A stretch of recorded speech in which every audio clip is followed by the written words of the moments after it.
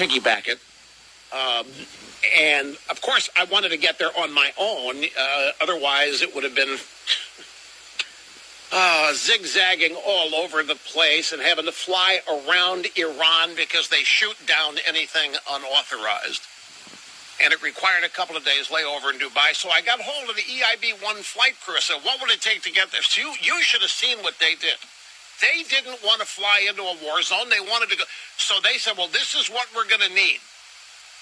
And they put every spare part on the airplane. We're going to need tires. We're going to need this. We're going to need that. We're going to need this.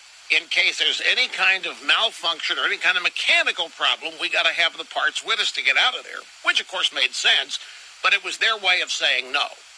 They're just not going to come out and say, screw you, we're not flying into a war zone. So they make it look like it'd be impossible to do. So telling the flight crew that we're going to go to that might be a bad idea because, as you know, there's no war going on in Vietnam right now. Anyway, the press is doing everything they can to set Trump up for failure. They are claiming that Trump will do anything to get a deal, even give away the United States of America to get a deal. And Trump has finally had it. He tweeted out, so funny to watch people who have failed for years. They got nothing telling me how to negotiate with North Korea. But thanks anyway.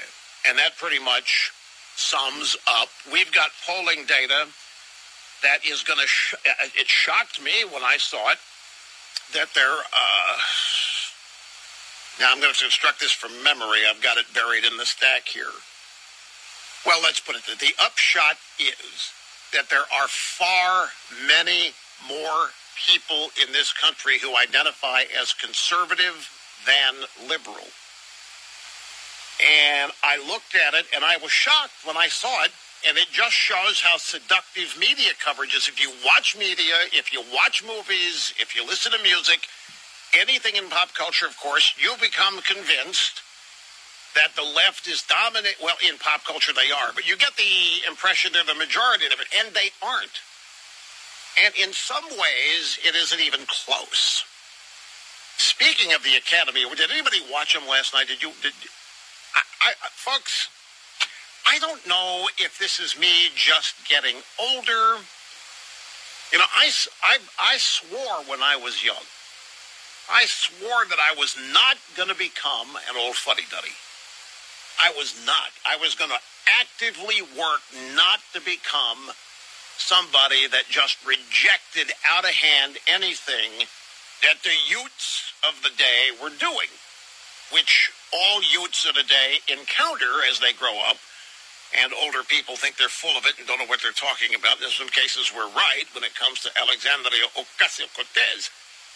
But even with all of my efforts to stay young at heart, to stay hip, after all the effort I have engaged into redefining hip on the radio, I watch the Academy Awards and I feel I don't know any of the people.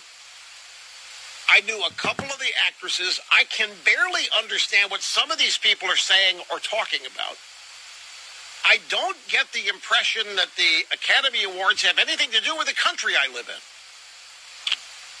It's just, I mean, of course there's the political content that erects a boundary anyway, but that's always going to be there because